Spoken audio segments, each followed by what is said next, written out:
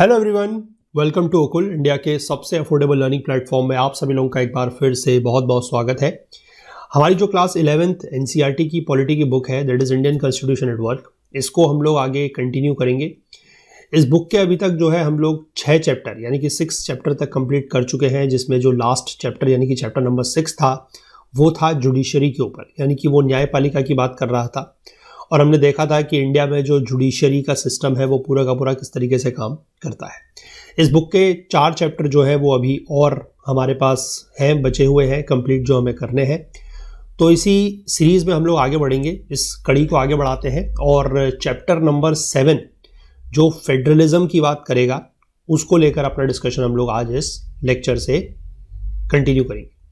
तो फेडरलिज्म हम देखेंगे कि फेडरलिज्म क्या होता है और इंडिया में फेडरलिज्म किस तरीके से जो है इसने काम किया और हमने किस तरीके से इसको फॉलो किया बेसिकली, और बाकी देश में कहाँ कहाँ पर, मतलब बाकी देशों में कहाँ कहाँ पर ये फेडरलिज्म एज आ पॉलिटिकल अरेंजमेंट है और क्या होता है, किस तरीके से काम करता है। इंडिया का फेडरलिज्म और देशों में अपनाए गए फेडरलिज्म से किस तरीके से अलग है या किस तरीके से सिमिलर है, और फेडरलिज्म है तो उसके क्या अपने प्रोज एंड कॉन्स हैं, या फिर आप कह सकते हैं कि क्या उसके पॉजिटिव्स एंड नेगेटिव एस्पेक्ट्स हैं, वो हम लोग यहाँ पर इस पूरे चैप्टर में देखेंगे। तो चैप्टर को हम लोग स्टार्ट जल्दी से कर लेंगे। बस मैं आप लोगों से सिर्फ एक ही चीज़ की रिक्वेस्ट करना चाहूँगा कि अगर अभी तक आप लोगों ने चैनल को सब्सक्राइब नहीं किया है तो प्लीज़ जल्द से जल्द चैनल को सब्सक्राइब कर लीजिए और बेल आइकन ज़रूर प्रेस कीजिए, ताकि हमारी तरफ से जब भी कोई नया वीडियो पोस्ट हो तो उसका नोटिफिकेशन आप लोगों तक पहुँच जाए। और साथ ही साथ आप लोग जिन्होंने जो चैनल पर पहली बार आ रहे हैं वो तो चैनल को सब्सक्राइब करें, और बाकी लोगों से मैं रिक्वेस्ट करूंगा कि प्लीज़ ज़्यादा से ज़्यादा वीडियोस को शेयर वगैरह ज़रूर करें अपने फ्रेंड्स कलीग्स के साथ, ताकि उनको भी ये वीडियो वगैरह मिल पाए और उनका भी इससे बेनिफिट हो पाए। ठीक है, सभी लोग जो है साथ मिल के, मतलब आपस में दोस्त वगैरह हैं तो साथ मिल के आप लोग जो है पढ़ाई करें, उससे फ़ायदा होता है। ठीक है, अपना अपना अकेले अकेले बैठ के अगर पढ़ेंगे तो उससे उतना ज़्यादा फ़ायदा नहीं है। मिलजुल के पढ़ें, एक दूसरे के साथ चीज़ों को शेयर करें और सब लोग अच्छे से एक हेल्दी कंपटीशन की भावना लेकर जो है वो पढ़ाई आप लोग करिए। तो चलिए हम लोग आप स्टार्ट करते हैं इस चैप्टर का discussion, that is chapter number 7 federalism part 1।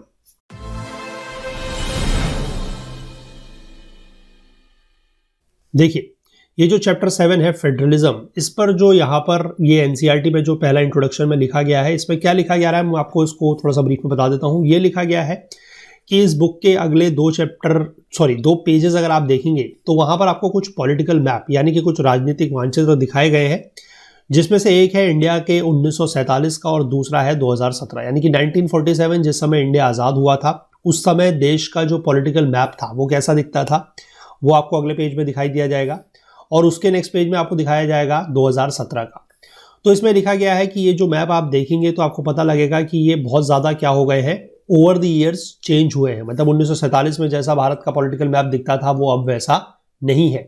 हुआ क्या क्या है, स्टेट्स की बाउंड्रीज जो है वो चेंज हो गई हैं। स्टेट्स के नेम जो है, राज्यों के जो नाम है वो भी बदल गए हैं और नंबर ऑफ स्टेट्स भी चेंज हो गए। पहले नंबर ऑफ स्टेट्स कम हुआ करते थे, अब नंबर ऑफ स्टेट जो है वो ज़्यादा है ना। तो ये चीज़ें जो है इसमें चेंज हुई है। जब इंडिया आज़ाद हुआ था, व्हेन इंडिया बिकेम इंडिपेंडेंट, तो हमारे पास नंबर ऑफ प्रोविंसेस हुआ करते थे, जहां पर ब्रिटिश गवर्नमेंट ने उनको ऑर्गेनाइज किया था, किस लिए, एडमिनिस्ट्रेटिव कन्वीनियंस के लिए। क्योंकि ब्रिटिशर्स जब इंडिया में थे तो इंडिया का आपको पता है कि जो साइज वगैरह है ना, या पॉपुलेशन वगैरह जो है वो बहुत ज़्यादा है। तो पूरे के पूरे मतलब इंडिया के ऊपर जो है एक सेंट्रल से राज करना, या सेंट्रल से आप कहें कि उसको मैनेज करना उतना ईजी नहीं था। इसलिए ब्रिटिशर्स ने क्या किया था कि छोटे छोटे इसको प्रोविंसेस में डिवाइड किया था, बांटा था, ताकि एडमिनिस्ट्रेशन जो है एरियाज का अच्छे से हो सके। अब उसके बाद में क्या होता है कि जब आज़ादी मिलती है तो कुछ नंबर ऑफ प्रिंसली स्टेट्स होते हैं, वो भी जो नया इंडिपेंडेंट इंडियन यूनियन बनता है उसके साथ क्या हो जाते हैं, मर्ज हो जाते हैं। हमें पता है कि मोर देन 500 हमारे पास प्रिंसली स्टेट्स जो है वो उस समय हुआ करते थे। प्रिंसली स्टेट्स बेसिकली वो है जहां पर उस समय के राजा महाराजा जो है वो राज किया करते थे। तो ये भी जो है एग्जिस्टिंग प्रोविंसेस में क्या हो जाते हैं, जुड़ जाते हैं। तो यही सब चीज़ें जो है हमें पहले मैप में दिखाई जाएंगी। और उसके बाद क्या हुआ है कि तब से लेकर अभी तक, मतलब जब देश आज़ाद हुआ था 1947, उसके बाद से लेकर अभी तक स्टेट्स की जो बाउंड्रीज हैं उनको बहुत बार क्या किया जा चुका है, रीऑर्गेनाइज किया जा चुका है। तो इस पूरे के पूरे समय से यानी कि 1947 से लेकर 2017 तक not only did the boundaries of state change, यानी कि सिर्फ ऐसा ही नहीं हुआ है कि स्टेट्स की बाउंड्री ही चेंज हुई है, कुछ केसेस में ऐसा भी देखने को मिला है कि उनके जो राज्यों के जो नाम है, स्टेट्स के जो नेम है वो भी चेंज हुए हैं according to the wishes of the people of those states, यानी कि वहां के लोगों ने, उनकी ऐसी इच्छा थी, उन्होंने ऐसी इच्छा जाहिर करी, उनकी डिमांड थी कि राज्य का नाम जो है वो बदला जाए, तो इसलिए वो बदला गया है। जैसे पहले जब देश आज़ाद हुआ था उस समय मैसूर नाम हुआ करता था एक स्टेट का, जो आज की डेट में कर्नाटक नाम से आप लोग जानते हैं, ठीक है। जो तमिलनाडु हुआ करता था उस समय, वो आज की डेट में जो मद्रास हुआ करता था वो तमिलनाडु बन चुका है। तो यही सारी चीज़ें जो है हमें देखने को मिलेंगी। तो ये जो दो मैप्स हैं उसमें हमें लार्ज स्केल चेंजेस यानी कि बहुत भारी मात्रा में जो है अंतर देखने को मिलेगा, और ये लगभग 70 सालों के दौरान, है ना, 70 साल का समय आप कह सकते हैं, 7 दशक आप कह सकते हैं, इस दौरान ये सारे चेंजेस देखने को मिले। तो इस तरीके से हमें ये पता लगेगा कि जो फेडरलिज्म इंडिया में है, ठीक है, वो किस तरीके से काम कर रहा है, उसने किस तरीके से फंक्शनिंग करी है, उसकी स्टोरी ये मैप हमें दिखाता है। अब हमसे ये बोला जा रहा है कि इस चैप्टर को जब हम लोग पढ़ लेंगे तो हमें कुछ चीज़ें जो है वो समझ में आ जाएंगी। क्या होंगे? व्हाट इज फेडरलिज्म, कि फेडरलिज्म ये वर्ड हम लोग जो सुन रहे हैं, जो इस वर्ड को बार बार बोल रहे हैं, ये वर्ड क्या होता है, इसका मतलब क्या है, वो हम समझ जाएंगे। दूसरी बात हम ये समझेंगे कि इंडियन कॉन्स्टिट्यूशन यानी कि भारतीय संविधान के जो फेडरल प्रोविजंस है, यानी कि जो इसके फेडरल प्रोविजंस हैं वो क्या क्या है, वो हम लोग अच्छे से समझ जाएंगे। दूसरा हम लोग ये समझेंगे कि issues involve in the relation between the centre and the states, जो हमारे पास सेंटर है यानी कि जो केंद्र है और जो राज्य है, उनके बीच का जो संबंध है, जो रिलेशंस है, उसमें क्या क्या इश्यूज आए हैं, क्या क्या मुद्दे आए हैं, वो भी हम लोग समझ जाएंगे। और special provisions for certain states having a distinct composition and historical features, ठीक है। अब कुछ राज्यों के साथ अभी हम लोग देखेंगे आगे जाके इसी चैप्टर में कि कुछ राज्य ऐसे हैं, है ना, जिनका कुछ कंपोजिशन अलग है, मतलब बाकी देश से थोड़ा सा अलग है, या उनका इतिहास थोड़ा सा अलग रहा है। तो वहां के लिए क्या है कि हर अलग राज्य जैसा, मतलब बाकी राज्यों जैसा बर्ताव नहीं होता, थोड़ा सा उनके लिए कुछ स्पेशल प्रोविजंस है, कुछ विशेष प्रावधान किए गए हैं, और ये कॉन्स्टिट्यूशन में ही किए गए हैं। तो वो किस राज्य के लिए है, क्या है ना, कहां पर कॉन्स्टिट्यूशन में मेंशन किए गए हैं, वो सभी चीज हम लोग इस चैप्टर में देखेंगे। तो बेसिकली इन 4 मुद्दों के ऊपर या इन 4 पॉइंट्स के ऊपर ये चैप्टर जो है आपका आधारित रहेगा कि फेडरलिज्म क्या होता है, इंडियन कॉन्स्टिट्यूशन या भारतीय संविधान में फेडरल प्रोविजंस या संघीय प्रावधान क्या क्या है, स्टेट और सेंटर के बीच के जो रिलेशन है उनमें क्या क्या इश्यूज रहे हैं, किस किस तरीके के या किस किस एरिया में, किस किस डोमेन में वो रिलेशंस रहे हैं, कहां पर अच्छे रहे हैं, कहां पर खराब रहे हैं, क्या प्रॉब्लम्स रही हैं, वो सब देखेंगे। और कुछ राज्य जिनका कंपोजिशन थोड़ा सा अलग है, डिस्टिंक्ट कंपोजिशन है, हिस्टोरिकल फीचर्स थोड़ा सा अलग है, उनके लिए क्या स्पेशल प्रोविजन या विशेष प्रावधान किए गए हैं, ये भी हम लोग देखेंगे। तो आगे देखते हैं, स्टार्ट करते हैं इस चैप्टर को। यहां पर ये 2 मैप दिखाए गए हैं, ये आप लोग अपनी बुक में जो है देख सकते हैं, है ना। ये 2 मैप्स आपको यहां पर दिखाए गए हैं। वही बात है कि राज्यों की जो बाउंड्री वगैरह है वो थोड़ा सा अलग रहेगी, उसके जो नेम्स वगैरह हैं वो थोड़ा सा अलग रहेंगे। तो ये पहला वाला जो मैप आपको दिखाया गया है 1947 का है, 1947 का है। और इसके बाद ये जो अगले पेज में आपको मैप दिखाया जा रहा है दैट इज योर 2017, ठीक है। 2017 का ये मैप, हालांकि 2017 का ये मैप नहीं है, क्यों? क्योंकि आप यहां पर देख सकते हैं कि ये जो जम्मू एंड कश्मीर वाला रीजन है ये 2 पार्ट में डिवाइड हो चुका है, एंड दिस हैपेंड इन 2019, ठीक है। तो वहां पर जो वो चीज लिखी गई थी पहले पेज में कि आपको 2 मैप दिखाए गए हैं, वो 2017 का मैप नहीं है एक तरीके से, ठीक है। वो 2019 का ही लेटेस्ट मैप है, क्योंकि यहां पर आपको जो ये लेटेस्ट डेवलपमेंट हुआ है 2019 में कि जम्मू कश्मीर को बाइफरकेट कर दिया गया है, 2 पार्ट में डिवाइड कर दिया गया है, वो यहां पर मैप में आपको साफ साफ दिख रहा है, ठीक है। तो इसलिए आप ये समझ के चलिए कि वो जो शुरुआत में लिखा गया था कि 2017 का मैप है, 17 का नहीं है, 2019 का आप इसको मान के चलेंगे, 2019 या 2020 का, ठीक है। फिलहाल आप इसको देख लीजिएगा, ये चीज आपको समझ में आ जाएगी। अब हम अपने पहले मुद्दे पर आते हैं, पहले टॉपिक पर आते हैं कि फेडरलिज्म आखिरकार ये है क्या, है ना। फेडरलिज्म मैं आपको बता दूं, अगर कोई हमारे हिंदी के छात्र हैं, कोई हिंदी के अगर हमारे साथी हैं, स्टूडेंट्स हैं, तो फेडरलिज्म को आप जहां पर हिंदी में अगर पढ़ेंगे तो इसको बोला जाता है संघवाद, ठीक है। संघ, फेडरल का मतलब होता है संघ, और संघवाद बेसिकली क्या है अभी हम ये देखते हैं। अब देखिए, जो यूएसएसआर हुआ करता था, यूएसएसआर बेसिकली जिसको हम लोग सोवियत यूनियन के नाम से जानते थे, वो was one of the world's super powers, वो एक बहुत बड़ी सुपर पावर हुआ करता था, ये हम सब लोगों को पता है। अगर हम लोगों ने वर्ल्ड हिस्ट्री पढ़ी है या थोड़ा सा भी हमने इसके बारे में सुना है, जाना है, तो इतना हमें पता है कि यूएसएसआर जो है वो एक वर्ल्ड की बहुत बड़ी पावर, सुपर पावर हुआ करता था। कब? पहले। लेकिन 1989 में क्या हुआ कि it simply broke up into several independent countries, मतलब कुछ देशों ने मिलकर एक इस तरीके का यूनियन बनाया हुआ था। लेकिन 1989 में सोवियत यूनियन या यूएसएसआर का डिसइंटीग्रेशन होता है और कुछ इंडिपेंडेंट कंट्रीज जो है वो उससे अलग अलग बन जाती है। तो one of the major reasons for it breakup, अब मेजर बात यह है कि ब्रेकअप हुआ क्यों। ठीक है, देखिए, दो लोगों के बीच में, दो देशों के बीच में ब्रेकअप कब होता है? ब्रेकअप तब होता है जनरली जब दोनों के बीच में आपस में जो एक तरीके से कह सकते हैं अंडरस्टैंडिंग है, या एक तरीके से आप कह सकते हैं कि एक दूसरे को समझने की बात है ना, वो सही नहीं हो रही है। अगर वो म्यूचुअल अंडरस्टैंडिंग है तो ब्रेकअप कभी नहीं होगा, है ना। चाहे आप दो लोगों के बीच में देख लीजिए, किसी रिलेशन में देख लीजिए, चाहे आप देशों के बीच में देख लीजिए, ब्रेकअप का हमेशा कारण यही है कि अगर आपके बीच में जो म्यूचुअल अंडरस्टैंडिंग है ना, म्यूचुअल अंडरस्टैंडिंग आप कह सकते हैं, म्यूचुअल अंडरस्टैंडिंग, या आप कह सकते हैं इसको हिंदी में अगर मैं कहूं तो आपसी समझ, है ना, आपसी समझ जो है अगर वो सही नहीं है तो फिर क्या होगा? ब्रेकअप होगा, है ना। तो ये चीज लिखी गई है कि major reasons for its breakup क्या थे? Excessive centralisation and concentration of powers and the domination of Russia over other regions with independent languages and cultures of their own, है ना। तो यहां पर जो कारण बताए गए हैं ब्रेकअप के, वो क्या थे कि एक तो सेंट्रलाइजेशन बहुत ज्यादा था, मतलब आप रिश्ते को, किसी रिलेशन को अगर आप इमेजिन करें, है ना, तो अगर दो लोगों के बीच में कोई रिश्ता है, कोई रिलेशन है, ठीक है, अगर उसमें म्यूचुअल अंडरस्टैंडिंग है, अगर म्यूचुअल उसमें आप कहिए कि कंट्रोल है, मतलब एक दूसरे को अगर आप अच्छे से समझ रहे हैं, एक दूसरे को आप रिस्पेक्ट कर रहे हैं, म्यूचुअल रिस्पेक्ट है, तो चीजें ठीक होंगी। लेकिन वहीं अगर दो लोगों के बीच में से एक व्यक्ति ऐसा हो जो रिश्ते के ऊपर ज्यादा क्या करने लगे? दबाव बनाने लगे, या अपनी तरफ को, या अपने जो आप कहिए कि अपना जो डोमिनेशन है वो ज्यादा करने लगे, तो उससे क्या प्रॉब्लम होगी? उससे ये प्रॉब्लम होगी कि फिर जो दूसरा व्यक्ति है या जो दूसरे देश है उनको फिर कंफर्टेबल उसमें महसूस नहीं होगा। तो यही चीज यहां पर लिखी गई है कि एक्सेसिव सेंट्रलाइजेशन हुआ। सेंट्रलाइजेशन का मतलब क्या है कि अब ये जो यूएसएसआर था ये अलग अलग देशों से मिलकर बना था, तो इसमें बहुत सारे देश थे, है ना। दो रशिया जो है वो उसमें सबसे बड़ा देश था, तो उसने क्या करा कि अपनी दादागिरी दिखाई, और दादागिरी दिखाने में क्या करा उसने कि सेंट्रलाइजेशन करा, मतलब ज्यादातर जो पावर्स हैं वो उसी के पास रहेंगी, कंसंट्रेशन ऑफ पावर्स, है ना। और रशिया ने डोमिनेट किया ओवर अदर रीजन्स, जो बाकी देश थे, बाकी क्षेत्र थे, रीजन्स थे, उनके ऊपर इसने क्या करा? डोमिनेट करा, उनके ऊपर दबाव बनाया।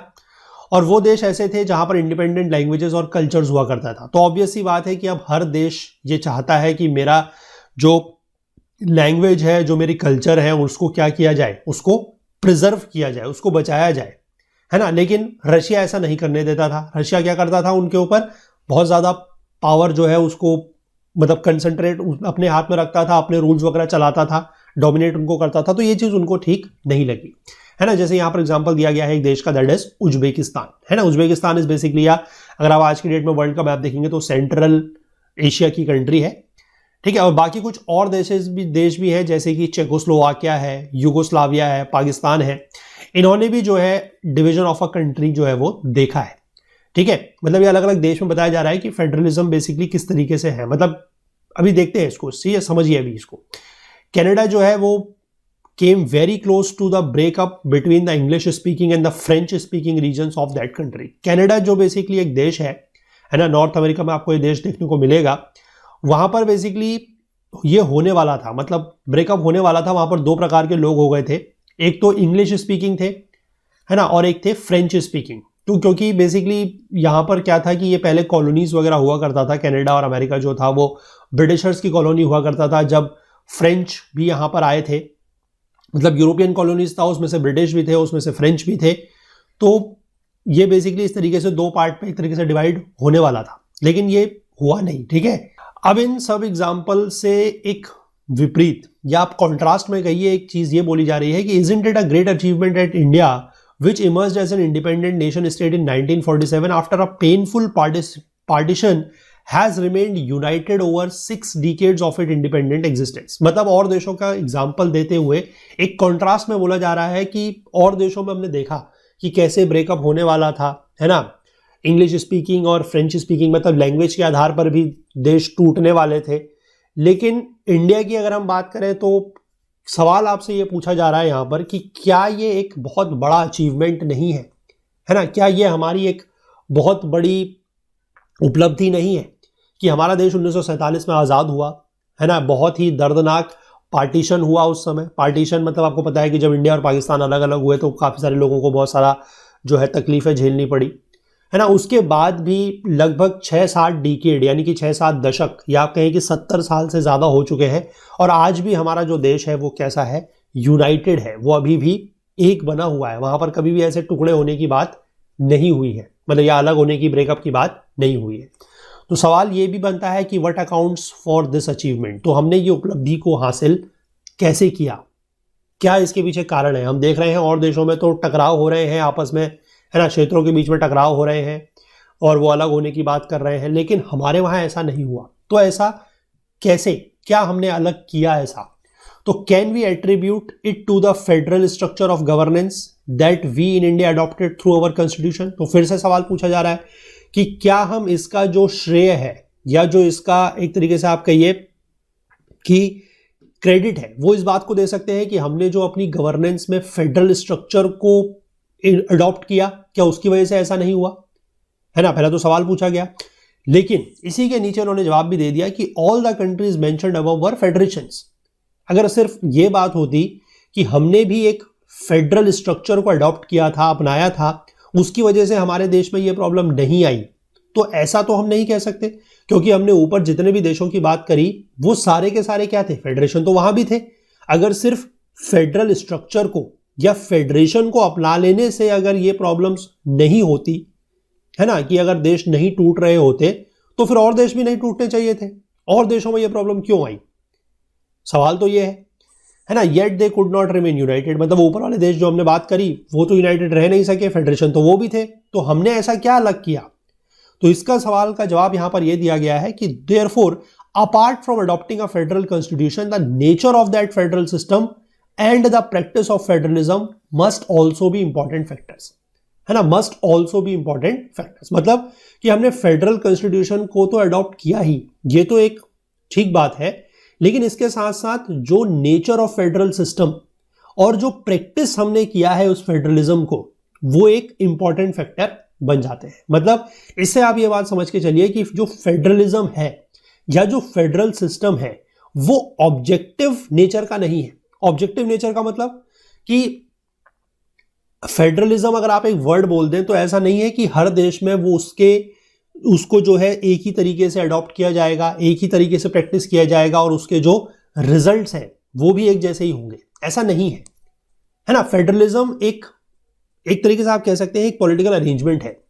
उसको हमने किस तरीके से जो है अडॉप्ट किया, किस देश ने उसको किस तरीके से अडॉप्ट किया, किस तरीके से वहां पर फेडरलिज्म को या फेडरल सिस्टम को या फेडरल स्ट्रक्चर को प्रैक्टिस किया जा रहा है और उसके क्या क्या रिजल्ट रहे हैं, क्या क्या इफेक्ट रहे हैं, वो हर देश के हिसाब से अलग अलग रहेगा। तो it's a very subjective matter, ये कोई ऑब्जेक्टिव बात नहीं है कि हर देश के लिए एक सा रहेगा। ठीक है, तो इस बात को आई होप ये पहला पैराग्राफ जो हमने पढ़ा इससे आप इस बात को समझे होंगे कि फेडरेशन सिर्फ फेडरेशन अपना लेने से या फेडरल सिस्टम को अडॉप्ट कर लेने से ऐसा नहीं है कि देश या जो रीजन्स हैं वो आपस में क्या हो सकते हैं, मिलके रह सकते हैं। ठीक है, अब यहां पर देखिए इन्होंने एक एग्जांपल और दिया हुआ है इस बॉक्स में कि वेस्ट इंडीज में फेडरलिज्म कैसा है।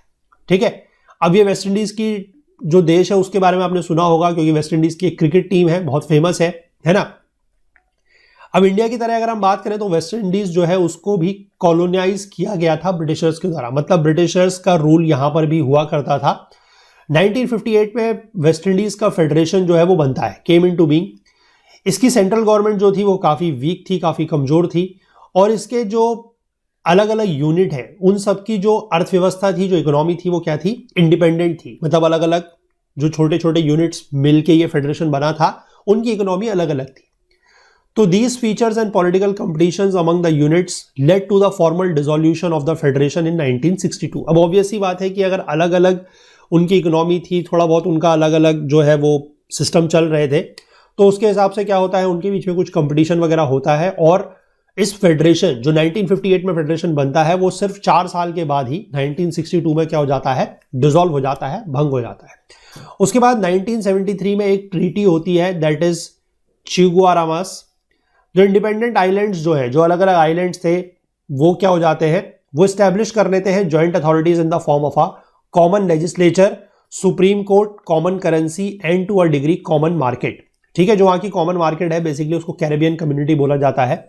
अब ये कैरेबियन कहां पर है, आप जो सेंट्रल एशिया वाला रीजन अगर देखेंगे, ठीक है, सेंट्रल एशिया में क्यूबा वगैरह आप देखेंगे, उसके थोड़ा सा और आप राइट साइड में देखिएगा, ठीक है, राइट साइड मतलब अटलांटिक ओशन की तरफ पर आप देखिएगा, तो वहां पर आपको ये जो अलग अलग आइलैंड कंट्रीज हैं वो देखने को मिलेंगी, that is known as your Caribbean region. ठीक है, वेस्ट इंडीज बेसिकली उसी को बोला जाता है।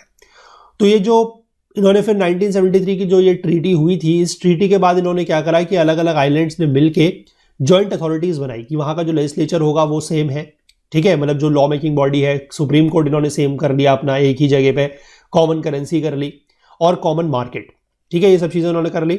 अभी जो कैरेबियन कम्युनिटी है, इसका एग्जीक्यूटिव भी कॉमन था, और जो हेड्स ऑफ द गवर्नमेंट थे मेंबर कंट्रीज के, they were the members of this executive. जो कॉमन एग्जीक्यूटिव थी उसके मेंबर्स, ये सभी लोगों के जो अलग अलग आइलैंड कंट्रीज थी, उनके जो गवर्नमेंट के हेड थे, वो इस कॉमन एग्जीक्यूटिव के क्या बन गए, मेंबर बन गए। ठीक है, तो thus the units could neither live together as one country nor can they live separately. अब क्योंकि ये एक एग्जीक्यूटिव मतलब ये फेडरलिज्म इनका एक बन गया, एक कॉमन इनका ग्रुप बन गया, तो उसकी वजह से ये लोग साथ तो एज अ कंट्री नहीं रह पाए, क्योंकि एक कंट्री तो ऐसा सच नहीं है ना, जो कैरेबियन है ये अलग अलग कंट्रीज का समूह है, ग्रुप है, तो एक कंट्री की तरह तो नहीं रह पाए। और साथ ही अब इनका एग्जीक्यूटिव सेम हो गया, लेजिस्लेचर सेम हो गया, जुडिशरी भी सेम है, करेंसी भी सेम है, तो ये अलग भी नहीं रह पाए, है ना, ये चीज यहां पर इन्होंने बताई है। ये बेसिकली आपका वेस्ट इंडीज के रिस्पेक्ट में बोला गया।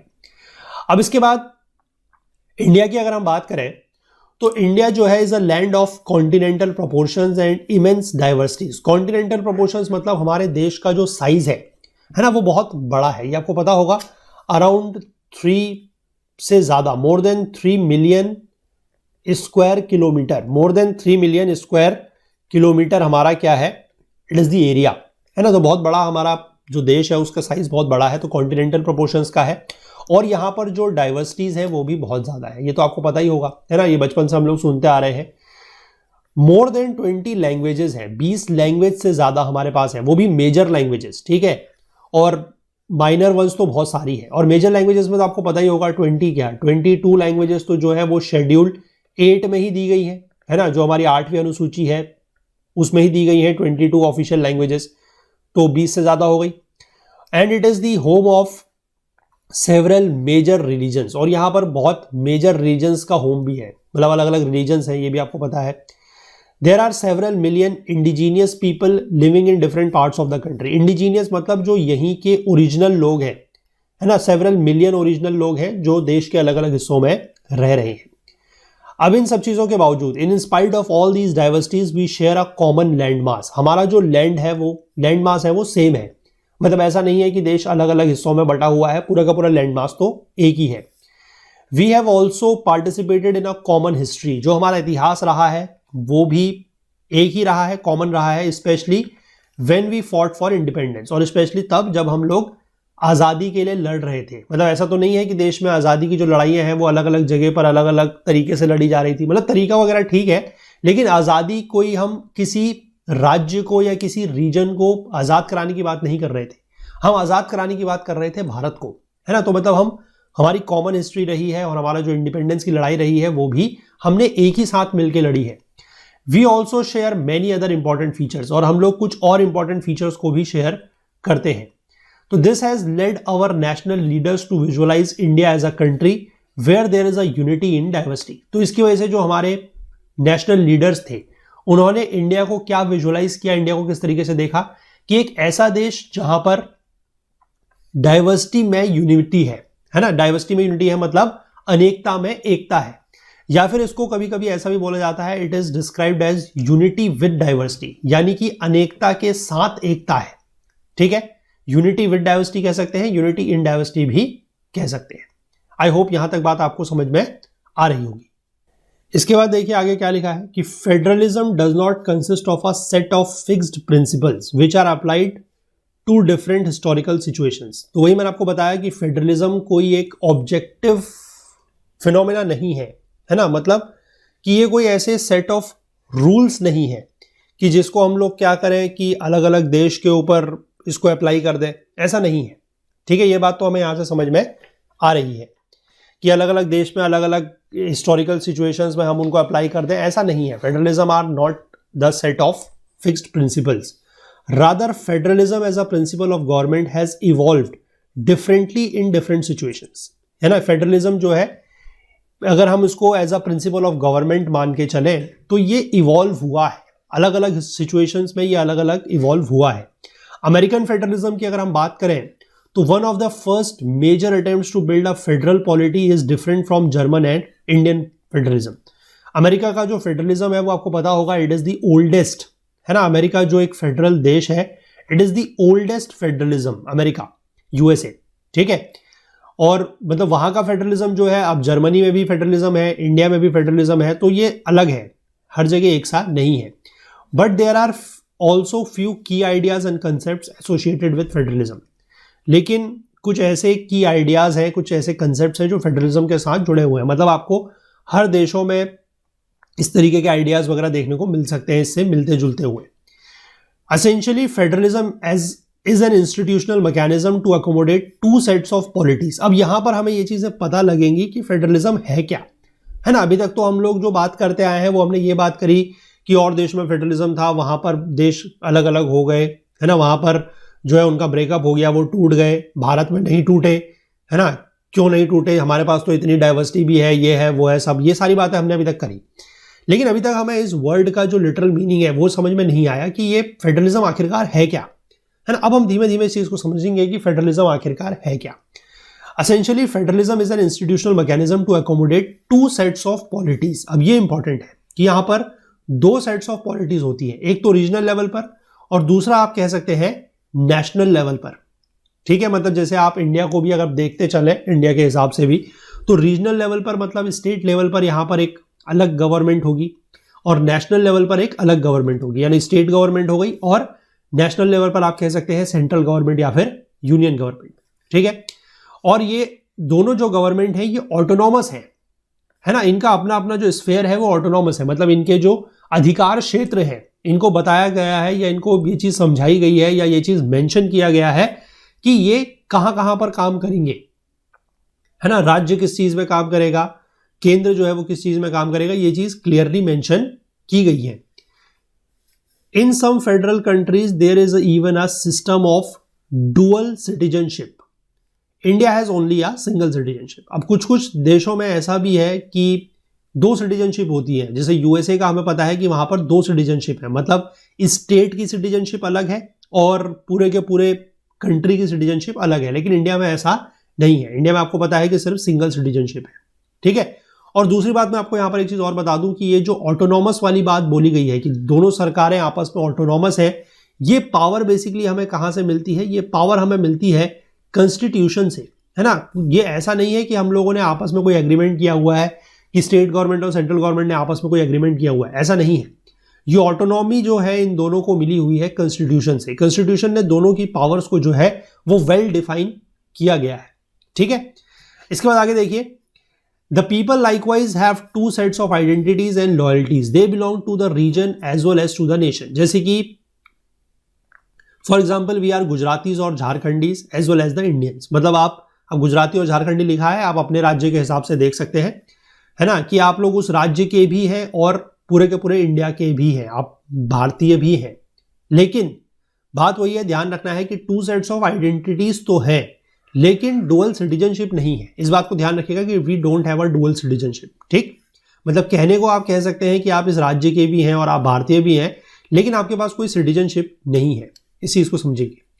Each level of the polity has distinct powers and responsibilities and has a separate system of government. वही मैं बता रहा हूं कि जो अलग अलग पॉलिटी है, जो दोनों लेवल ऑफ पॉलिटी है, मतलब स्टेट लेवल सेंट्रल लेवल पर, उनकी अलग अलग पावर्स है, उनकी जो जिम्मेदारियां हैं वो भी अलग अलग हैं, और उनका सिस्टम जो है ऑफ गवर्नमेंट का वो भी अलग है, सेपरेट है। और पावर कहां से मिलती है इनको? अलग अलग जो है ये कॉन्स्टिट्यूशन से। ठीक है, अब यही चीज देखिए यहां पर नीचे लिखी गई है, मैंने आपको पहले ये चीज बता दी हालांकि, कि the details of this dual system of government are generally spelled out in the written constitution. हमारे पास कैसा कॉन्स्टिट्यूशन है? We have a written constitution which is considered to be the supreme and which is also the source of power of both sets of government। वही मैंने आपको बताया कि इन दोनों जो गवर्नमेंट है, स्टेट लेवल सेंट्रल लेवल, इनकी जो गवर्नमेंट को जो पावर मिलती है वो कहां से मिलती है? संविधान से मिलती है। ठीक है, certain subjects which concern the nation as a whole, for example defense और currency, are the responsibility of the union or the central government। मतलब कुछ ऐसे मुद्दे, कुछ ऐसे सब्जेक्ट्स हैं जो पूरे के पूरे देश के लिए इंपॉर्टेंट है, जैसे कि डिफेंस है ना, डिफेंस मतलब सुरक्षा आप कह सकते हैं, करेंसी मतलब जो पैसे वगैरह की बातें हैं वो यूनियन या सेंट्रल गवर्नमेंट की जिम्मेदारी है। उसके बाद अगर हम लोकल और रीजनल मैटर्स की बात करते हैं तो they are the responsibility of the regional और स्टेट गवर्नमेंट। जैसे आपको मैं आगे जाके बताऊंगा, अभी फिलहाल आप देखिए, जैसे मान लीजिए एग्रीकल्चर है, ठीक है, स्टेट की पुलिस होती है अपनी अपनी, और लैंड रिलेटेड मैटर्स हैं, तो ये सारे के सारे जो मैटर्स हैं they come under the state government. ठीक है, ये स्टेट गवर्नमेंट के अंदर आते हैं, डिफेंस है, करेंसी है, ये सारे के सारे जो मैटर्स हैं they come under the central government. ठीक है, तो ये चीज बेसिकली कॉन्स्टिट्यूशन में बिल्कुल क्लियरली मेंशन की गई है। अगर आप लोगों को पता हो तो बहुत अच्छी बात है, नहीं पता हो तो नोट डाउन कर सकते हैं। जो हमारा 7th शेड्यूल है, 7th शेड्यूल में बेसिकली हमें 3 लिस्ट दी गई है, जिसके बारे में आई थिंक हम लोग कल के लेक्चर में थोड़ा सा बात करेंगे, क्योंकि पीछे इस बुक में थोड़ा सा चीजें बताई गई हैं। तो हर लिस्ट में कितने सब्जेक्ट्स हैं, क्या सब्जेक्ट्स हैं, वो कैसे काम करता है, वो मैं आपको आई थिंक कि जो अगला लेक्चर रहेगा उसमें बताऊंगा। ठीक है, चलो आगे देखो। To prevent conflicts between the centre and the state there is an independent judiciary to settle disputes.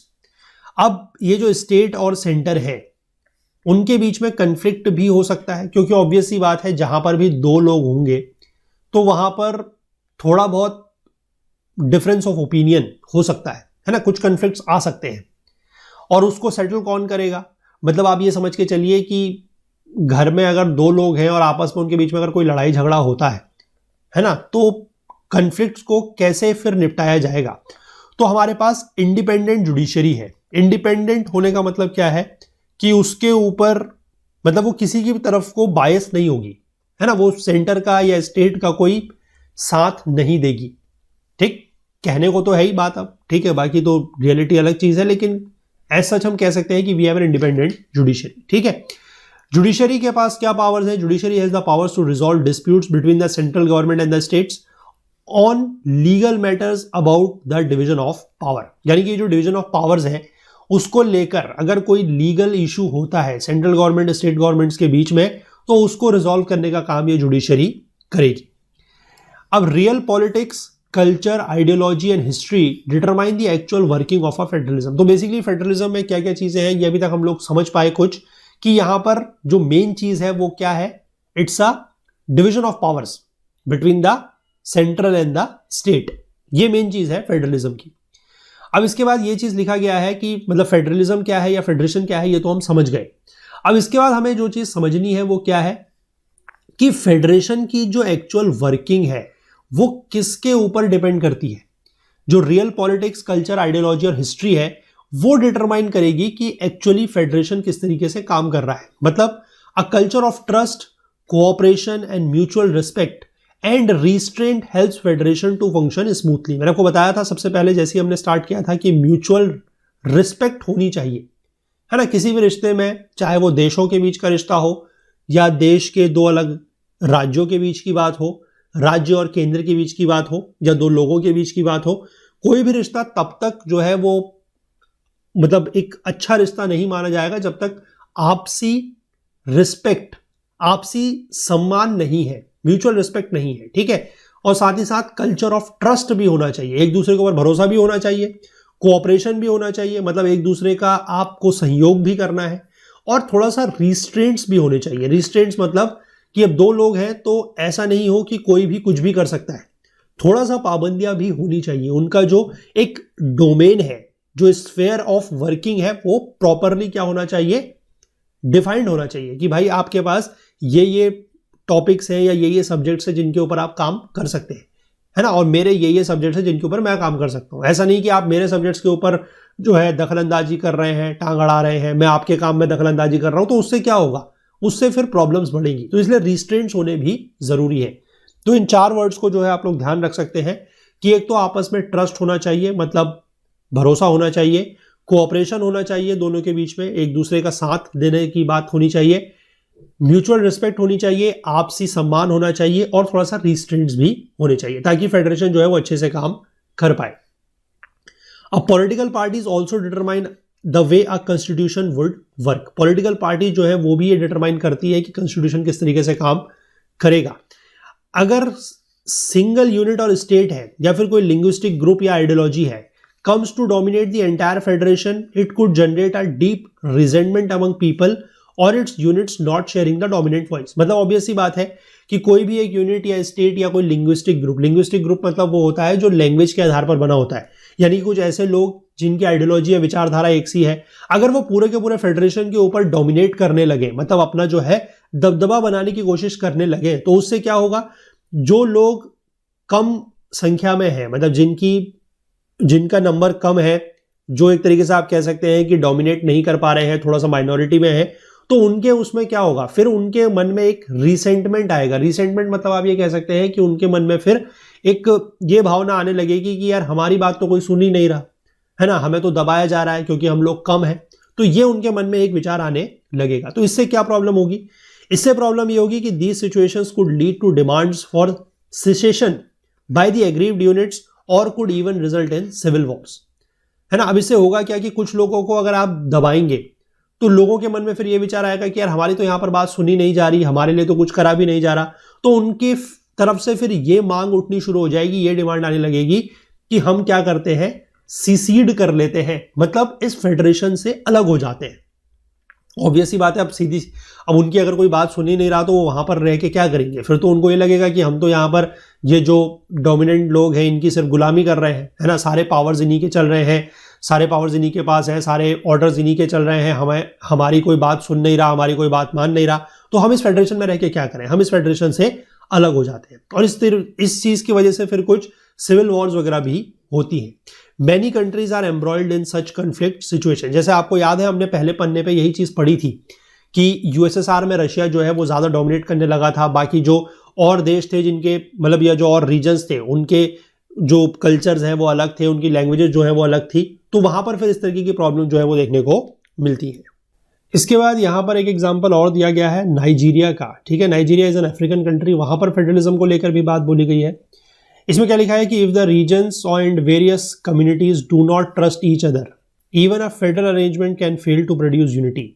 ये चीज नाइजीरिया में देखने को मिली है। मतलब सिर्फ मैंने बताया कि फेडरल अरेंजमेंट या फेडरलिज्म होने से नहीं होगा, है ना, वहां पर जो उसके अंदर के जो कम्युनिटीज हैं, जो रीजन्स हैं, अगर वो एक दूसरे को ट्रस्ट नहीं करते, एक दूसरे के ऊपर भरोसा नहीं करते, तो फेडरल अरेंजमेंट से भी फिर यूनिटी नहीं आएगी। नाइजीरिया के एग्जाम्पल में देखने को मिला है 1914 तक नॉर्दर्न और सदर्न नाइजीरिया जो थे वो अलग अलग ब्रिटिश कॉलोनीज हुआ करते थे। उसके बाद एक इबादन कॉन्स्टिट्यूशनल कॉन्फ्रेंस होती है 1950 की, वहां पर नाइजीरिया के जो लीडर्स हैं वो डिसाइड करते हैं कि हम फेडरल कॉन्स्टिट्यूशन बनाएंगे। जो 3 मेजर एथनिक ग्रुप्स हैं नाइजीरिया के, जैसे कि योरूबा, इबो और हाउसा फुलानी, ये अलग अलग रीजन को क्या करते थे, कंट्रोल करते थे, वेस्ट, ईस्ट और नॉर्थ के रीजन को कंट्रोल करते थे। And their attempt to spread their influence to other regions led to fears and conflicts. अब हर जो ये एथनिक ग्रुप था वो क्या चाहता था कि मैं दूसरे रीजन के ऊपर क्या करूं, अपना जो इन्फ्लुएंस है, जो प्रभाव है, उसको बढ़ाऊं। तो उसकी वजह से क्या हुआ, फिर लोगों के बीच में डर, है ना, फियर आए, कन्फ्लिक्ट, लड़ाई वगैरह हुई। तो इससे क्या हुआ कि वहां पर फिर मिलिट्री रेजिम यानी कि मिलिट्री का रूल आ गया। अब 1960 का जब कॉन्स्टिट्यूशन यहां पर था तो both federal and regional governments jointly control the Nigerian police. तो अब ये लोग जो है पुलिस को कंट्रोल करने लगे। और मिलिट्री सुपरवाइज कॉन्स्टिट्यूशन जो था 1979 का, no state was allowed to have any civil police. तो वहां पर किसी भी राज्य के पास कोई भी सिविल पुलिस नहीं थी।